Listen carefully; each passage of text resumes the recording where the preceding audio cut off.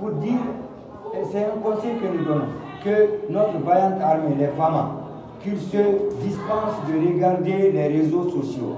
Il y a des grands techniciens, il y a la hiérarchie militaire, il y a la sécurité d'État. Et nous autres citoyens qui voulons de notre terre, qui voulons que notre patrie reste à nous, nous allons faire le travail virtuel, la campagne virtuelle, la communication virtuelle.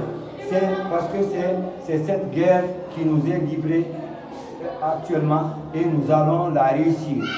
Donc, idéologues, intellectuels de tous bords, historiens, anthropologues, artistes, hein, tous ceux qui ont quelque chose à dire, hommes de culture, hein, et tous ceux qui ont quelque chose à dire, hein, hein, on n'a qu'à se liguer en une dynamique, en une synergie de force pour mener la guerre médiatique, la guerre virtuelle, pour dire à l'Europe que les armes, à l'Occident, que les armes qui nous ont été prêtées par lui, nous les avons travaillées, transformées et les lui retournées à jamais.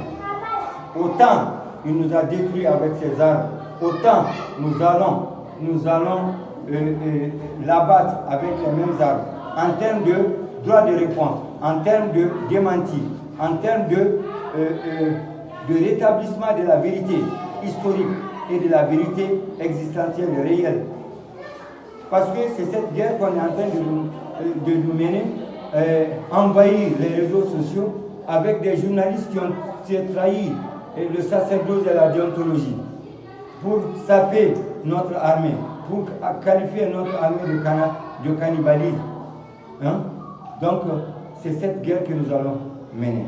Et c'est une mission pour tous les intellectuels, pour tous ces intellectuels qui ont été formés par les peuples africains au prix du contribuable, paysans, pauvres du fond du pays. Donc, ils ont mission de réussir. Ils ont mission de réussir. Nous avons mission de réussir ce challenge, ce défi. Il faut qu'on le relève. Merci.